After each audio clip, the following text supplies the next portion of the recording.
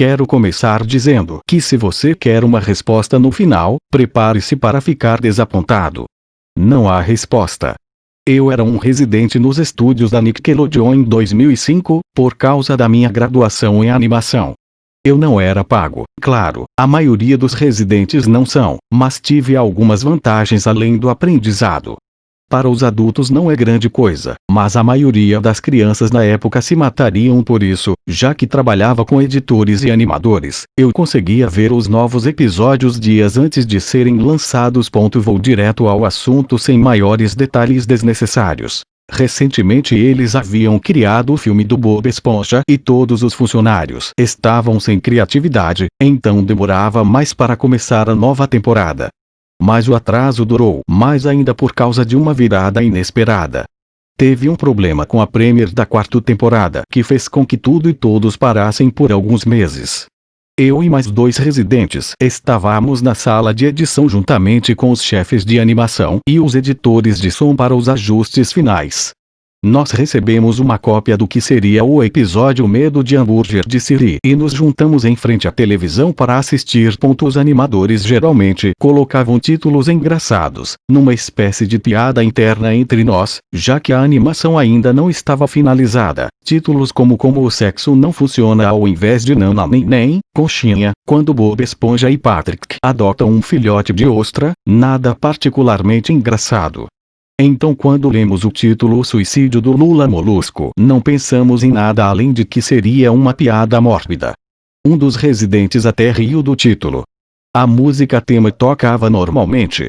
A história começava com Lula Molusco praticando com sua clarineta, tocando algumas notas ruins como sempre.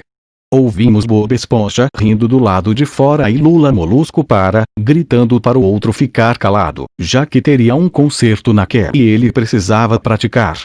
Bob Esponja diz ok e vai visitar Sandy com o Patrick.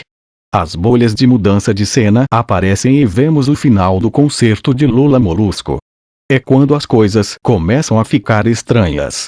Enquanto toca, alguns frames começam a se repetir, mas o som não. Nesse ponto, o som já está sincronizado com a animação, então, sim, isso não é comum, mas quando ele para de tocar, o som termina naturalmente, como se o corte N/T, quando ele parou de tocar, não tivesse acontecido. Há um leve murmúrio na plateia antes de começarem vaiarem. Não uma vaia normal de desenho que se ouve normalmente, podia-se ouvir malícia nela.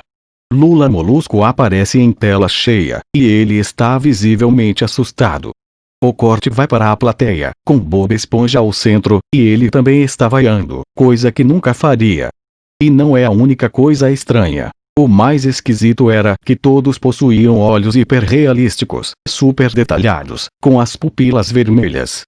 Não eram imagens de olhos de pessoas reais, mas era algo mais real que CGI. Alguns de nós nos encaramos, obviamente confusos, mas já que não éramos os roteiristas, não questionamos ainda como aquilo poderia afetar as crianças. A cena muda para Lula Molusco, sentado na beira de sua cama, parecendo desesperado. A vista da janela de seu quarto mostra o céu noturno, então não se passou muito tempo depois do concerto. O que mais incomodava era que não havia som. Literalmente sem som. Era como se tivessem desligado os alto-falantes da sala, embora estivessem funcionando perfeitamente. Lula Molusco só estava sentado lá, piscando, envolto em silêncio por 30 segundos, então ele começou a soluçar baixinho. Ele colocou suas mãos, tentáculos, sobre seus olhos e começou a chorar silenciosamente por 1 minuto ou mais, tudo isso enquanto o som de fundo ia aumentando devagar, tornando-se nada mais que um som bem difícil de distinguir. Parecia mais como uma brisa passando por uma floresta. A tela lentamente começou a se aproximar de seu rosto. Quando digo devagar, quero dizer que só se pode notar a aproximação se você olhar as cenas separadamente. Seus soluços aumentam, cada vez mais cheios de dor e raiva. A tela treme um pouco, como se fosse torcida, por alguns segundos e depois volta ao normal. O som de vento através das árvores fica cada vez mais alto e mais severo, como se uma tempestade estivesse se aproximando. A parte mais estranha era o som e os soluços do Lula Molusco. Eram tão reais, como se o som não viesse dos alto-falantes. O som do estúdio já era de boa qualidade, então eles não possuíam um equipamento tão avançado a ponto de produzir um som daqueles.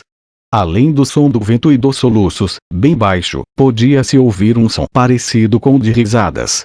Vinha em intervalos aleatórios e não durava mais que um segundo, então demorava para percebê-lo. Assistimos ao episódio 2 vezes, então me perdoe se algumas coisas soam muito específicas, mas eu tive bastante tempo para analisá-las.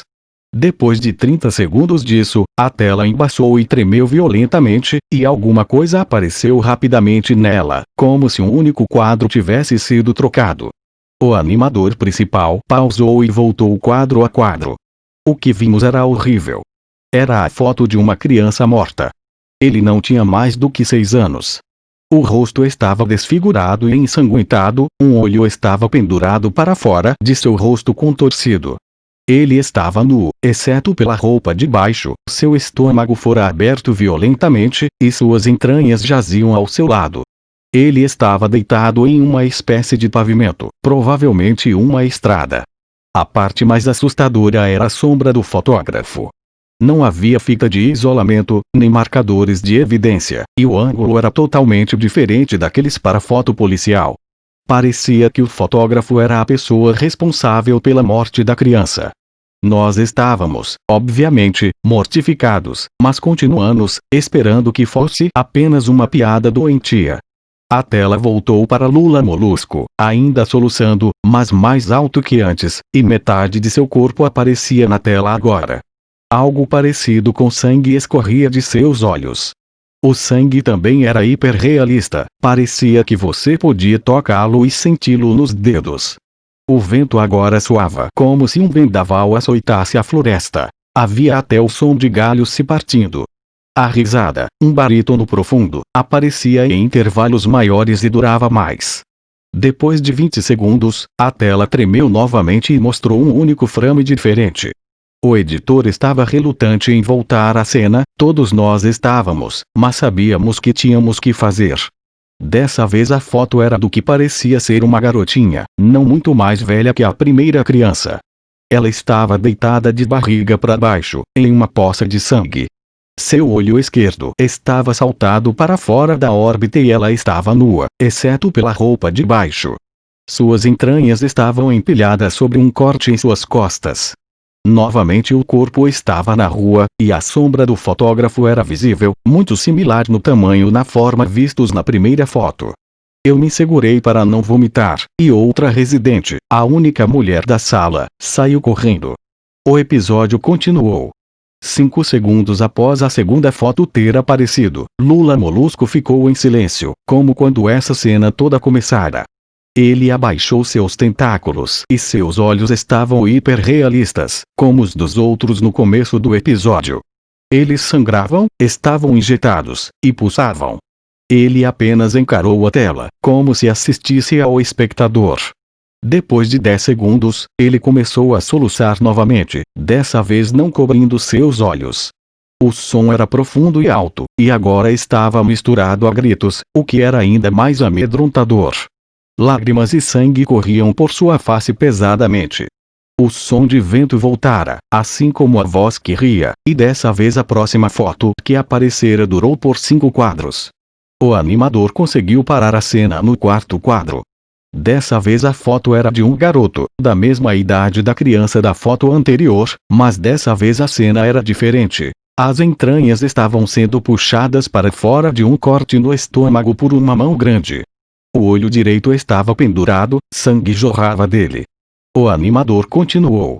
Era difícil de acreditar, mas a foto seguinte era a mesma, mas havia algo de diferente nela, algo que não conseguíamos perceber exatamente. O animador voltou para o primeiro quadro e os acelerou. Eu vomitei no chão e os editores de animação e som ficaram mortificados com o que viram. Os 5 quadros, quando acelerados juntos, pareciam quadros de um vídeo. Podíamos ver a mão lentamente erguer as tripas da criança, vimos os olhos dela focarem-se em seu assassino, nós até vimos, em 2 frames, a criança piscar.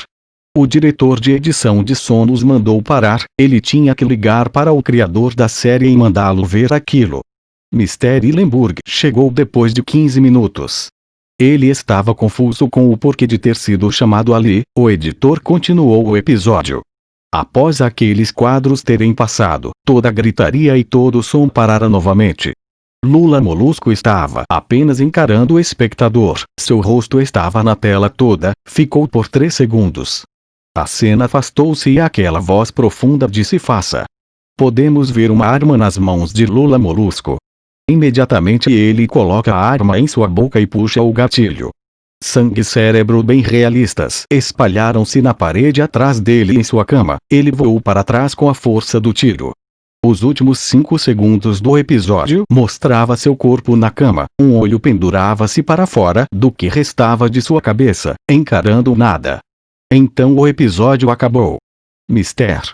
Hillenburg obviamente ficou furioso com aquilo. Ele imediatamente quis saber o que diabos estava acontecendo. Muitas pessoas já haviam deixado a sala àquela altura, então apenas alguns de nós assistimos ao episódio novamente.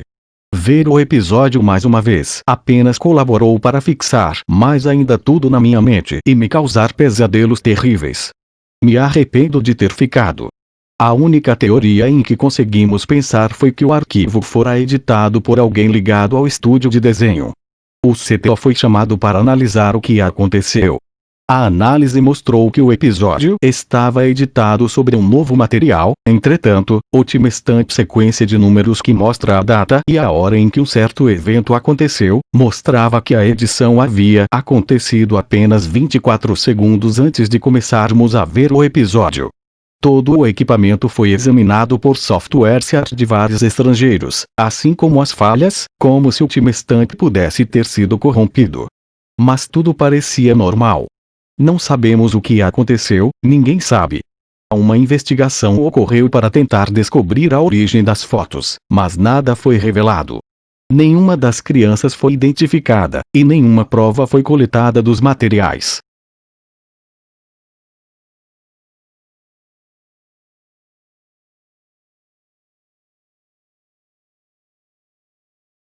The red mist is coming.